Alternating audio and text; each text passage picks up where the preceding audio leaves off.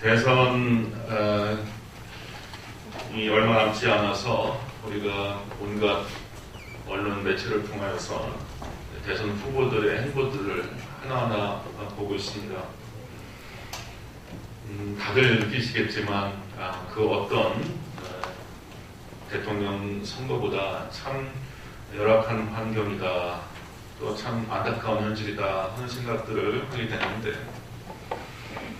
이른바 네거티브 캠페인 있지 않습니까? 상대방의 치부와 약점을 들추어서 나의 표를 얻으려는 그러한 모습들을 자주 접하게 보게 됩니다. 다른 사람들을 눌러서 내가 유익받는다면 그것도 국가 전체를 통치하고 리드해야 할 대통령 후보가 그런 식으로 표를 얻는다는 것이 정말로 이게 가당한 것인가 하는 그런 생각을 참 많이 하게 됩니다. 대한민국의 공동 발전과 미래를 위해서 한편에만 치중하지 않고 모든 여야와 또 모든 세대를, 지역을 막론하고 섬겨야 할 국가 리더십이 있는 자들이 그렇게 공격하고 치부를 들춰내면서 그렇게 계속 가야 되는가, 그렇게 해서 권좌에 오른다고 한들 정말 공동선을 위해서 일을 할 것인가, 그런 생각을 참 많이 하게 됩니다. 목사라서 그런지 서구 근대 철학자 중에 니체라고 하는 사람은 우리 성도님들이 그래도 들어보신 적이 있을 겁니다. 니체의 아주 유명한 말이 있죠. 기독교인이라면 좀 듣기에 거스르는 말. 신은 죽었다. Gott ist tot. 신은 죽었다라고 하는 명언을 남겨서 더더욱 우리 기독교인에게 각인되어 있는 사람인데, 이 내용이 이른바 짜라투스트라는 이렇게 말했다라고 하는 그의 저서였지만, 그 저서보다 사실 더 중요한 저서가 도덕의 계보학이라고 하는 저서가 있습니다. 여기에서 도덕의 계보학이라고 하는 저서에서 니체는 인간의 윤리와 도덕을 다 해부하고 분석하고 비판을 하는데, 우리 일반인들의 관점을 확 뒤집어 버려요. 더구나 이 기독교인들이 쌓아왔던 윤리관을 그냥 깨버립니다. 이 저서에서 니체는 이른바 주인도덕과 노예도덕이 있는데, 이 노예도덕이 문제다. 이 노예도덕이 뭐냐?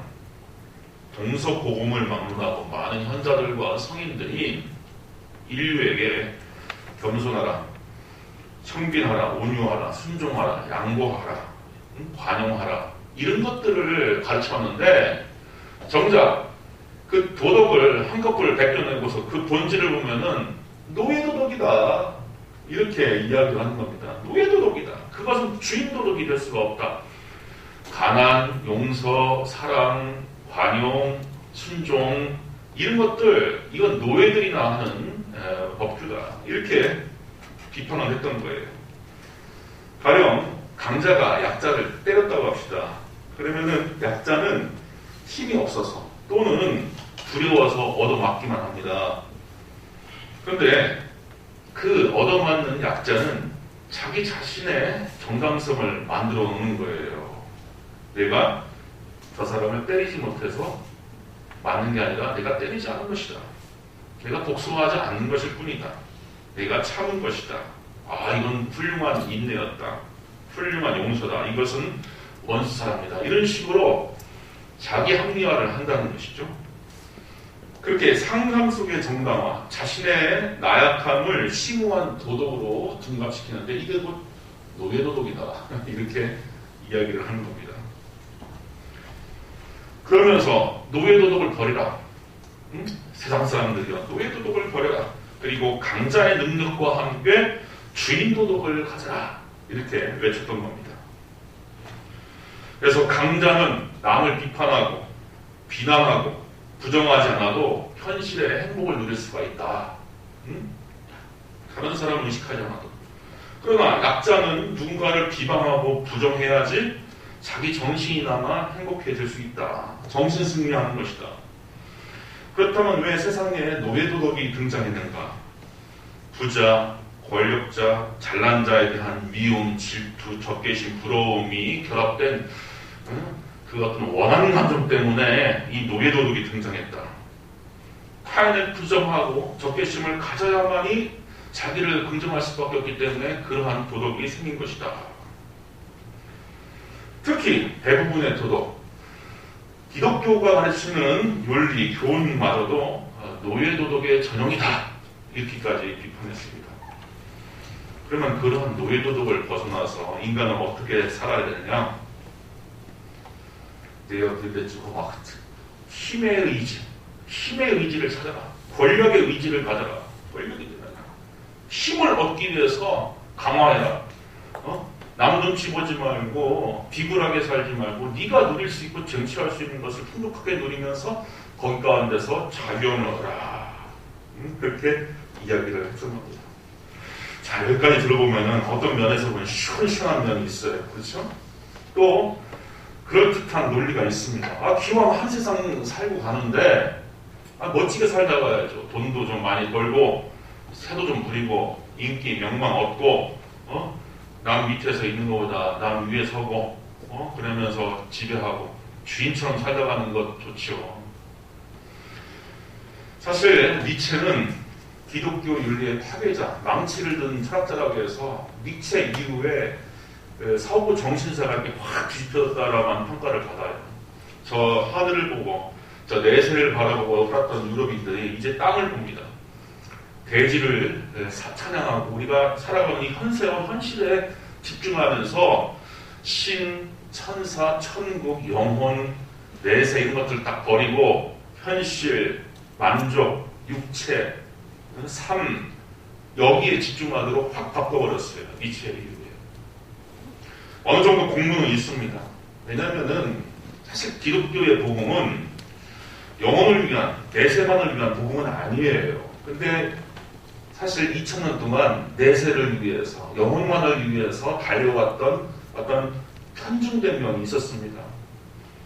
예수님도 사역을 하실 때 영혼 구원을 위해서만 사역하지 않으셨죠? 안 그렇습니까? 아픈 자는 치유해주고, 가난한 자는 먹이시고, 입혀주시고, 또 친구 삼아주시고, 그렇게 활동을 하셨어요.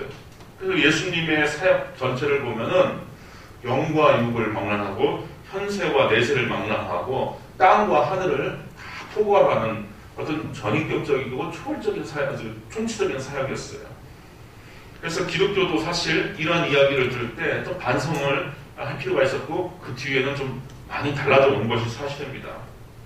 근데 오늘날 세상 사람들, 특히 젊은 세대들이 이 니체와 비슷한 생각들을 참 많이 합니다. 그래서 힘과 가치관 사이에 어떤 건전한 자기 정립이 되어 있지 않아서, 가령 제가 지난번에도 얘기했지만 기성세대들은 다 부유하고 다 잘 벌었는데 왜 우리는 못하냐, 이러한 불만이 참 비등하고 있어요. 왜 대출을 쪼이냐, 우리도 좀 아파트도 좀 사고 싶다, 이런 식으로 어떠한 자기의 욕망과 자기의 어떤 힘의 쟁취를 위해서 막고 가리고 제한하는 것들을 아주 증오하고 있어요. 아주 증오하고 있습니다. 나도 좀 잘 살고 싶다, 나도 좀 하고 싶다라고 하는. 물론 맞습니다. 이거 기성세대들처럼 똑같이 잘 살아가야죠. 그러나 더 근본적으로 우리는 기독교인들 아닙니까? 이 욕망관계, 힘의 관계에서 무엇이 정답일까? 어떻게 살아야지 우리가 하나님 앞에서 참된 바른 삶을 영위할 수 있을까? 여기에 초점을 맞춰 근본적으로 좀 질문하고 해답을 찾아보자. 우리가 이러한 생각을 하게 됩니다. 이 문제에 대해서 첫째는 예수님으로부터 한번 대답을 찾아보도록 하겠습니다. 요한복음에 의하면요, 예수님께서 못 박히기 전에 유대 총독으로 파견된 로마 관원 빌라도 총독과 예수의 대면 장면이 나옵니다. 빌라도가 집요하게 이 사람을 죽여야 될 사람인가? 유대 관원들과 공의회가 나에게 고발을 걸어왔고 이렇게 이 사람을 고발을 해서 내 법정까지 왔는데 이 자를 정말 죽여야 될까 하면서 집요하게 취조를 하는 장면이 나옵니다. 빌라도가. 그 사이에 이미 예수님은 채찍 맞으시고 피투성이 되시고 로마 군인이 휘두르는 갈대로 얻어맞으시고 또 옷은 벗겨지시고 밤새 이리저리 정말 이리저리 다니시면서 초췌한 몰골로 예수님이 빌라도 총독 앞에 서 있는 거예요. 빌라도가 예수에게 묻습니다. 너는 어디로 서냐? 너의 정체가 뭐냐? 정말 신이 보낸 신의 사자냐? 유대인들이 너를 왕으로 추대하고 그렇게 왕으로 간주하는 경우가 있는데 넌 정말 유대인의 왕이냐? 하는 의미로 너는 어디로부터냐? 너는 어디로부터냐? 라고 질문을 합니다. 이때 예수님께서 말씀을 하지 않으세요. 대답을 하지 않으세요. 우리가 이런 경우 있죠? 정말 겸허하게 청종하려고 하지 않은 사람들한테 무슨 답변을 해도 소용이 없습니다. 씨알도 먹히질 않아요. 아니, 내가 유대인의 왕이다 라고 하면 빌라도가 인정할 겁니까? 나는 신의 대리자다, 하나님의 아들이다 하면은 아유 잘못 배웠습니다. 네, 그동안 잘못 처신했습니다. 무릎 꿇고서 예수님 믿을 거예요? 안 돼요. 안 돼. 그러니까 예수님께서 입을 다무십니다. 그러니까 빌라도가 이렇게 다시 회유를 합니다. 내게 말하라. 응? 내게 말하지 않았느냐? 내가 너를 놓아줄 권한도 있고 십자가에 못 박을 권한도 있는 줄 알지 못하느냐? 라고 빌라도가 예수님한테 그렇게 이야기합니다. 이때 예수님의 답변이 아주 명답해요. 오늘 본문에 또 오늘 이 시간에 아주 핵심인 겁니다. 예수께서 대답하시되 위에서부터 주지 않았으면, 위에서 주시지 않았으면은 너는 나를 해칠 수 있는 권한이 없다. 저 하늘에서 하나님께서 주시지 않았으면 너는 나를 해야 할 권한이 없다. 이게 무슨 소리냐면요.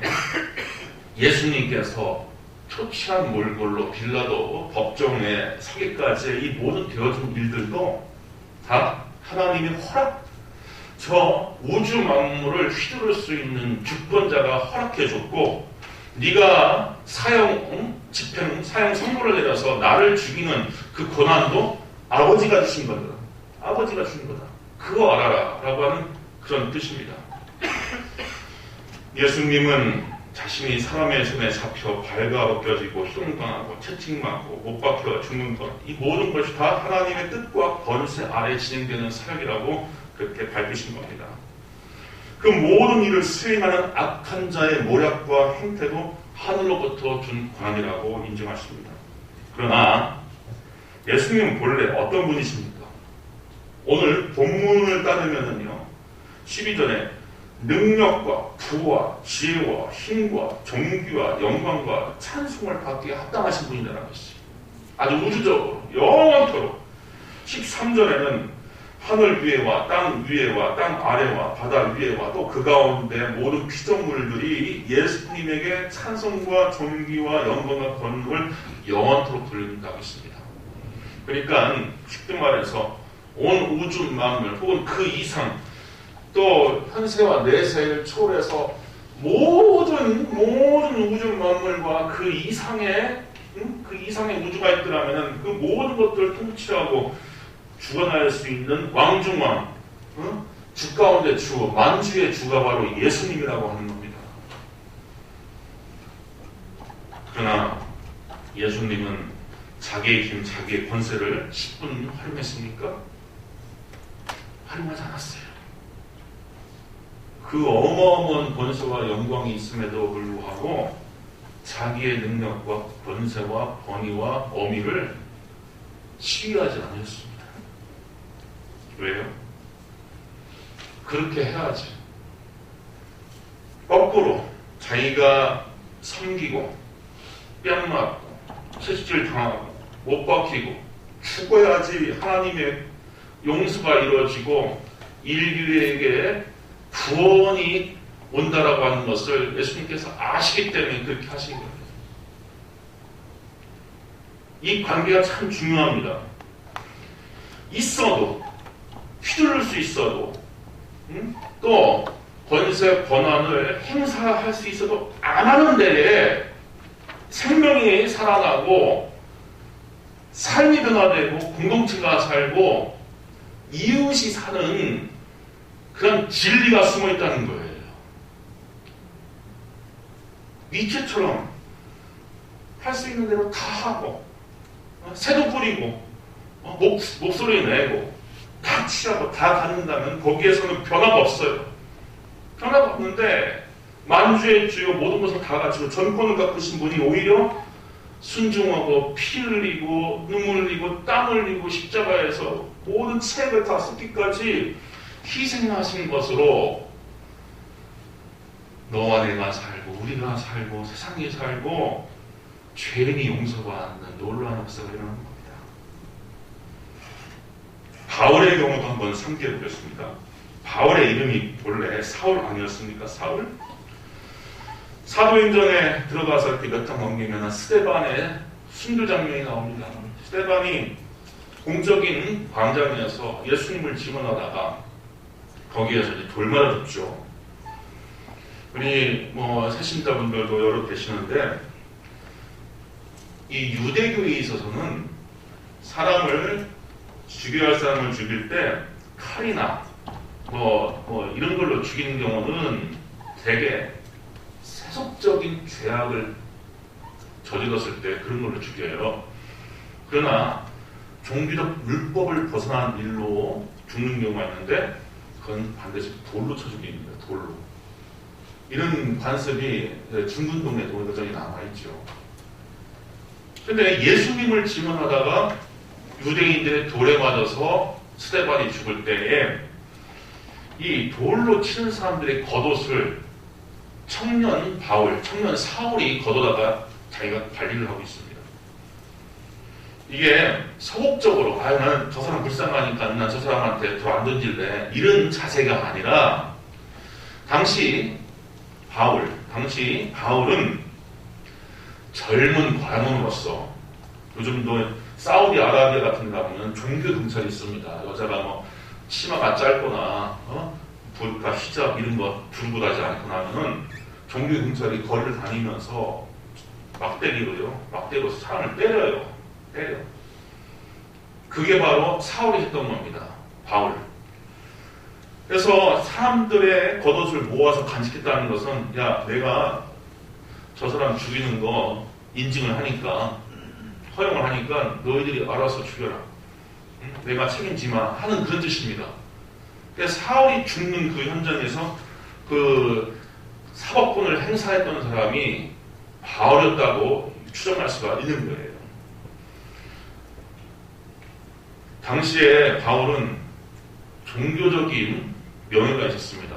바리새인으로서 종교적인 명예가 있었고 최고의 학부에서 공부한 최고의 선생으로부터 공부한 또 인재였어요. 그리고 경찰권과 사법권, 특히 치리를 해버릴 수 있는, 집행을 할 수 있는 그 현장에서 사람을 처단할 수 있는 직접 심판권까지 다 갖고 있었던 사람이에요. 위세가 얼마나 대단했습니까? 과거에 일제시대 때 헌병, 경찰 저리 살아야 돼요. 그런데 이가 예수님을 만나고 나서 뭐라고 고백을 합니까? 빌립보서 3장 4절에 보면은 나도 육체를 신뢰할 만하며 만일 누구든지 다른 이가 육체를 신뢰할 것이 있는 줄 생각하면 나는 더욱 그러하다. 나는 8일 만에 할례를 받고 이스라엘 족속이요 베냐민 지파요 히브리인 중에 히브리인이요 율법으로는 바리새인이요 열심으로는 교회를 박해하고 율법의 의로는 흠이 없는 자라. 그러나 무엇이든지 내게 유익하던 것을 내가 그리스도를 위하여 다 해로 여길 뿐더러 또한 모든 것을 해로 여김은 내 주 그리스도 예수를 아는 지식이 가장 고상하기 때문이다. 내가 그를 위하여 모든 것을 잃어버리고 배설물로 여김은 그리스도를 얻고 그 안에서 발견되려 함이니 내가 가진 의는 율법에서 난 것이 아니요 오직 그리스도를 믿음으로 말미암은 것이니 곧 믿음은 하나님께로부터 난 의다 했어요. 예, 아까는 예수님이 왜 자기의 권세를 사용하지 않은가라고 하는 초점으로 말씀드렸고, 바울의 경우는 왜 바울도 자기의 모든 권한과 권세를 다 내려놓고 심지어 배설물처럼 여겼는가라고 하는 면에서 다시 설명이 됩니다. 인간이 이렇게 겸손하고 모든 것을 포기할 수도 있고 내려놓을 수도 있어야 될 까닭은 뭐냐면은 인간 스스로 자기의 의를 하나님 앞에 자랑할 수 없기 때문입니다. 자기의 모든 것들을 다 내려놓고 겸손하고 또 하나님만이 나의 구주시오, 나의 생명을 수여하는 생명의 주시오, 나의 생사복을 주관하시는 주권자다라고 하는 것을 믿는 신앙으로 나의 모든 것들을 내려놓을 수 있어야지 하나님의 의가 나에게 오기 때문이에요. 그러니까 우리가 예수님 믿으세요. 우리가 간단하게는 말합니다. 세상 사람들을 향해서 예수 믿고 구원받으세요, 선생님. 예수 믿고 천국 갑시다. 이렇게 간단하게는 말하지만 그 안에는 뭐를 우리가 선포하는 것이냐면은 선생님 다 내려놓으세요. 인간적인 모든 것들을 다 내려놓으세요. 하나님을 인정하세요. 나를 위해 십자가 지시고 모진 고초당하신 예수님만 인정하세요. 그래야지 하나님의 영광과 하나님의 생명과 하나님의 부요가 당신 것이 되십니다 라고 하는 그런 뜻이 담겨져 있는 겁니다. 신약성경은 힘 자체가 하나님께 귀속되지 않으면 마귀적인 것으로 그렇게 가르칩니다. 우리 인간은 그 힘을 쟁취하려고 하잖아요. 대권 주자는 이 정치 권력, 대권을 쟁취하려고 하고, 또 말단 사원으로부터 기업인은 금권을 쟁취하려고 몸부림치지 않습니까? 요즘은 또 자본주의 사회는 이 배금주의 사회 아닙니까? 돈이면 최고. 그런데 이 힘에 대한 맹목적인 선망과 숭배는 우상숭배예요. 우리 기독교인들은 그걸 잘 알아야 됩니다. 힘 자체를 맹목적으로 숭배하는 것은 우상숭배입니다. 에베소서 6장 12절에 보면은 우리의 씨름은 혈과 육을 상대하는 것이 아니요 통치자들과 권세들과 이 어둠의 세상 주관들과 이렇게 나가는데요. 이 권세들, 우리가 예수 믿는 사람으로서 대적해야 될 그 맞은편에 있는 상대가 여럿 있는데 그 가운데 하나가 권세가 됐어요. 이게 헬라어로 엑소시아라고 하는데, 엑소시아는 세상에 있는 모든 종류의 권세들을 말하는 겁니다. 금권, 정치력, 사법권 등등 다. 근데 이것이 하나님께 굴복하고 하나님 편에 서 있지 않으면은 이 그리스도인들은 여기에 대해서 대적해야 된다는 거예요. 우리 성도님들이 가령 포바디스라든지 이런 그 초대 기독교의 현실을 담은 영화들을 몇 편 기억할 겁니다. 배너라든지 포바디스라든지 이런 영화 아주 명작이죠. 그 영화를 유심히 보면은 초대교회 교인들이 한 집요한 박해를 받았어요. 사자갑이 되거나 뿔뿔이 흩어지거나 지하 그 무덤으로 들어가고 연명하거나 아주 형편없는 삶을 살았어요. 왜 그렇게 집요하게 박해를 받았는지 아십니까? 여러 이유가 있지만 단적인 이유 하나만 꼽으면 황제 숭배를 거절했기 때문이었어요. 황제 숭배. 로마 사람들은 황제를 살아있는 신 자체로 여겼습니다. 살아있는 신. 그래서 모든 처처에 살아있는 신을 숭배하라고 황제의 상을 만들어냈는데 그게 가능하지 않잖아요. 브리타니카, 영국으로부터 시작해갖고 저기 페르시아 접경지역까지 또 북아프리카까지 어마어마한 방화를 로마 제국 영토가 있는데 어디 처처에 그 황제상을 세워갖고 황제 숭배를 하냐 이거예요. 그래서 대리적으로 대신에 묘한 것을 쓴 게 바로 동전에 황제의 얼굴을 새기는 풍습이 그때부터 시작된 거예요. 동전에. 로마인들이 사용하는 동전에 황제의 얼굴을 새겨서 인물의 얼굴을 새겨서 황제를 숭배하게끔 한 거예요. 그러나 예수 믿는 사람들은 안 했어요. 안 한다. 우리의 주는 예수다. 우리를 위하여서 자기 피를 흘리시고 희생하시고 십자가에 죽으시고 3일 만에 부활하신 그 예수만이 우리의 주지, 저 황제 따위는 우리의 주가 될 수가 없다. 이러니까 박해받은 거예요. 박해받은. 그래서 초대교회의 교인들의 특성을 보면은 이 세상 권력에 대해서 이 대척점에 놓여 있어요. 항상 경계하고 조심하고, 이 엑수시아, 이 권세들이 어디부터 말미암았는가? 이 권세가 하나님을 위하여 쓰이고 있는가? 아니면 자기 욕망을 실현하기 위해서 쓰이고 있는가? 아니면 주권자가 자기의 통치도하는 걸 쓰고 있는가? 그걸 늘 경계하면서, 이거는 하나님의 것이니까 우리가 순종하자. 이거는 지 욕심대로 마귀의 것으로 쓰네? 우리는 순종 못해. 이렇게 나가니까 핍박받고 고난당했던 겁니다. 우리는 우리의 힘과 권세와 우리의 할 수 있는 모든 것들을 다 하나님께 내어드리고, 하나님의 권세가 세상과 우리 공동체와 내 가정과 내 자신을 통치하게끔 순종해야 됩니다. 그것이 곧 예수님께서 가르치신 주기도문의 핵심 내용 가운데 하나예요. 우리가 어떻게 기도합니까? 주기도문 중에서 하나님의 나라가 임하시오며, 하늘에서 하나님 나라가 성취된 것처럼 이 땅에도 임하게 하소서. 나라가 뭡니까? 국토와 주권과 백성이 나라를 이루는 3대 요소 아닙니까? 근데 주권이 하나님께 있다는 거예요.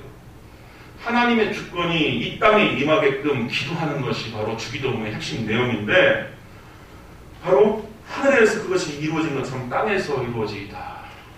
이 땅이라고 하는 것은 나를 포함해서 내 지역 공동체, 우리 대한민국, 이 세계 모든 열방을 다 말하는 겁니다. 그것을 위해서 기도하라. 또 주기도문이 어떻게 마감됩니까? 나라와 권세와 영광이 오직 아버지의 것입니다. 나라와 권세와 영광이 오직 아버지의 것입니다. 라고 해서 기도를 마쳐요. 이게 주기도문의 위대한 기도의 내용입니다. 그리고 우리가 권세와 능력을 제한하거나, 또 우리가 겸비하고, 또 때로는 우리가 세도를 부리지 않고, 이 모든 것을 자제할 수 있어야 될 까닭은 인품과 영성의 성숙을 위해서입니다. 우리의 인격과 영성의 성숙을 위해서. 그 많은 성경적 인물을 우리가 아신들 한번 떠올려보세요. 야곱도 그랬어요. 야곱도. 요셉도 그랬고, 모세도 그렇습니다. 부릴 수 있는 권한이 있음에도 불구하고 그것을 다 내려놓게 됩니다. 모세 같은 경우는 정말 유일하게 이집트의 궁중 궁궐에서 왕자로 자란 사람이 있습니다. 처음에는 자기만 잘난 줄 알았죠. 나름대로 인간적인 의의가 있어요. 의협심이 있습니다. 자기 동포가 억울하게 고난당하는 것을 보아넘기지 않고 이집트 관원을 때려주지 않습니까? 얼마나 정의감과 의협심이 넘칩니까? 근데 그것은 자기 의였어, 자기. 이것이 옳다라고 하는 자기 의였어. 광야에 가서 정말 80에 이르기까지 초라한 목자로서 살다가 자기의 모든 권리와 권한과 정치력과 모든 자격들을 다 내려놓게 됩니다. 그때 하나님께서 호렙산에서 모세를 부르시죠. 오케이, 됐다. 나와라. 내가 너를 보낸다. 그 시골에서 양만 치면서 40년을 보낸 그 모세 입장에서는 기가 막히죠. 응? 이집트 말로 다 잊어버리고, 응? 또 사람이 단순한 생활을 하면은 이 사고도 단순해지고 말도 어휘력도 단순해집니다. 내가 어떻게 이집트 파라오에 가서 내 백성을 풀어달라고 얘기할 수 있습니까? 나 입이 뻣뻣하고 두뇌가 나 못합니다. 완전 인간적으로 완전 그냥 나라지고 망가진 거예요. 그렇지만 하나님은 거꾸로 오케이. 그 상태에서 내 힘과 내 능력과 내 권위와 내 지혜가 너에게 함께 할 거다. 하나님은 그런 식으로 모세로 사용하신 겁니다. 그래서 우리가 때로 고난당하는 것, 우리가 내려놓게 되는 것은 그 이치는 이렇습니다. 아파보지 않은 사람은 아픈 자의 고통을 알 수가 없어요. 배고파 보지 않았던 사람은 또 배고픈 자의 그 절박한 굶주린 배를 알 수가 없습니다. 빚져보지 않은 사람은 또 빚진 자의 부담감을 알 수가 없어요. 그래서 사랑과 자비라고 하는 것은 1차적으로 그 사람의 처지를 통감할 때 가능한 겁니다. 그래서 예수님께서 사랑을 교훈하실 때 뭐라고 교훈하십니까? 이웃을 사랑할 때 어떻게 사랑하라고요? 내 몸처럼, 내 자신처럼 사랑하라고 하셨습니다. 내 자신이 굶어봤으면 남의 굶주림을 알고요. 내 자신이 아파봤으면, 병들어봤으면 남의 병에 대해서 알고요. 내 자신, 내 일신이 서러워봤으면 남의 서름도 알게 되는 겁니다. 히브리서 4장 15절에 보면 놀라운 말씀이 있지 않습니까? 우리 새신자들도 여러 계시는데 왜 예수님이 최고인지 내가 말씀드릴게요. 왜 예수님이 공자, 맹자, 노자, 석가모니, 무함마드 많은 성이 있지만 왜 예수님이 으뜸인지 제가 말씀드릴게요. 히브리서에 보면은 우리의 대제사장 예수는 우리의 연약함을 동정하지 못할 분이 아니십니다. 그는 모든 점에서 우리와 마찬가지로 시험을 받으셨습니다. 라고 하는데 우리 한국어 성경 이 동정은요 조금 그 원어에 못 미칩니다. 한참 못 미쳐요. 이게 헬라어로 심파테오라고 하고 라틴어로 콤파시오라고 쓰는데요. 심, 함께 이런 뜻이고요. 파테오는요 고통하다, 고통하다. 그러니까 우리의 예수님은 우리 인생의 연약함을 함께 아파한다는 뜻이에요. 우리 인생의 고통을 함께 아파한다는 뜻이에요.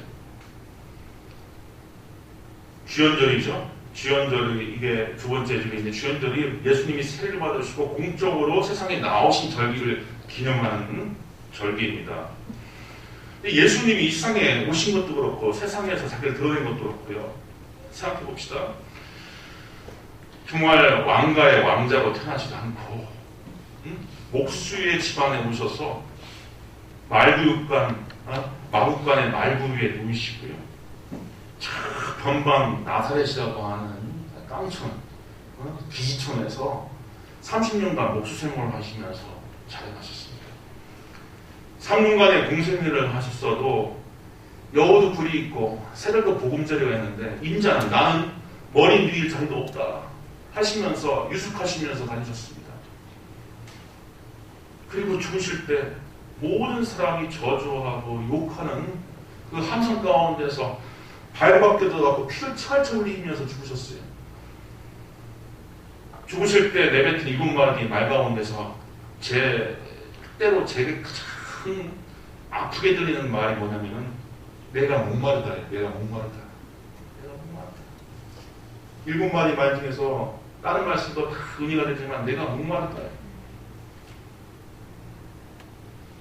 예수님은 목마름, 가난, 친구의 배신, 모욕, 육체의 고통 다 경험했습니다. 다 경험했습니다. 그러니 우리의 연약함, 우리의 아픔을 동정하지 못할 분이 아닌 거죠. 그것도 함께 아파해 주셨던 분이시죠. 그래서 예수님이 저 가육순 목사의 주가 되시거든요. 마지막으로 이웃과 공동체의 유익을 위해서 힘을 양보할 필요가 있습니다. 사람들이 니체처럼 살다가는요 세상 다 갈라지고요 다투다가 망해버립니다. 내가 누릴 것 다 누리고자 나섰고 내가 얻을 것 다 얻고자 서로 쟁투하고 내가 새도 부릴 것 다 새도 부리면 세상은 다 깨져버립니다. 니체가 강조하는 것은 인간 공동체의 공동선이에요. 공동선은 때로는 양보하고 내려놓고 베풀어야 됩니다. 그것이 상생이고 그것이 공존이고 지속 가능한 발전이 됩니다. 하나님께서 지으신 이 세계는 살아있는 유기체예요. 살아있는 유기체. 그래서 네가 낫니 내가 낫니 네가 위니 내가 위니 이게 말이 안 되는 그 구조예요. 이 세상은. 이것을 사도 바울이 기가 막히게 발견해서 이렇게 교훈하지 않습니까? 세상은 몸이다. 교회 공동체도 몸이다. 몸은 하나의 지체로 되어 있는 것이 아니라 여러 지체로 되어 있습니다. 발이 말하기를 나는 손이 아니니까 몸에 속한 것이 아니다 한다고 해서 발이 몸에 속하지 않은 것이 아닙니다. 또 귀가 말하기를 나는 눈이 아니니까 몸에 속한 것이 아니다 한다고 해서 귀가 몸에 속하지 않은 것이 아닙니다. 온몸이 다 눈이라면 어떻게 듣겠습니까? 온몸이 다 귀라면 어떻게 냄새를 맡겠습니까? 그런데 실은 하나님께서 원하신 대로 우리 몸에다가 각각 여러 지체를 주셨습니다. 전체가 하나의 지체로 되어 있다고 하면 몸은 어디 있습니까? 그런데 실은 지체는 여럿이지만 몸은 하나입니다. 다 각기 다르지만 한 몸이 되어 있다는 얘기죠. 그러므로 눈이 손에게 말하기를 너는 나에게 쓸데가 없다라고 할 수 없고 머리가 발에게 말하기를 너는 나에게 쓸데가 없다고 할 수 없습니다. 그뿐 아니라 몸의 지체 가운데서 비교적 더 약해 보이는 지체들이 오히려 더 요긴합니다. 눈동자가 안구가 얼마나 약합니까? 그럼 눈동자가 최고 아닙니까? 또 가장 약하지만 요긴하다는 거예요. 그리고 우리가 덜 명예스러운 것으로 여기는 지체들에게 더 풍성한 명예를 더 입힙니다. 손가락 5개 중에서 약진이 별 쓸 데도 없어요. 그렇죠? 잘 펴지지도 않고요. 내 마음대로 움직이지도 않는데 거기다가 그 귀한 금가락지 다이아몬드를 껴줘요. 참 신기해요. 그렇게 살라는 거예요. 그렇게 살랍니다. 사랑하는 성도님들, 내가 살고 내가 성숙하고 또 우리가 더불어서 발전하기 위해서는 예수님께서 친히 보이신 교훈과 삶의 모범을 따를 이유가 있습니다. 때론 내 일이 잘 풀리지 않고 삶에 혼란과 아픔이 있다면 겸손하게 정직하게 모든 고난을 하나님께 내어드릴 수 있는 우리 성도가 되시길 바랍니다. 하나님의 주권과 섭리를 인정하고 믿는 자는 반드시 하나님께서 선한 길로 인도하시고 그 삶을 책임져 주실 것입니다. 이러한 축복이 우리 모든 성도에게 가득하기를 주님 이름으로 축원드립니다. 기도하겠습니다. 아버지 하나님 감사합니다. 참으로 강한 자의 심한 우리를 섬기시고 자기의 몸을 대속물로 내어주시기 위하여서 모든 것을 포기하시고 육신까지 내어주신 예수님을 바라봅니다. 그렇게 함으로써 만주의 주요 만왕의 왕이 되어졌고 또 장차 이 세상을 심판하실 구주가 되었습니다. 이러한 이치를 우리의 마음에 담아봅니다. 아버지 하나님, 새해에는 덜 욕심부리고 덜 미워하고 조금 더 섬기며 조금 더 베풀며 조금 더 용서하여 우리가 한 해만큼 더 믿음이 성장해 가시도록 성령 인도하여 주시옵소서. 예수님의 이름으로 기도합니다. 아멘. 찬송가 33장 함께 드립니다.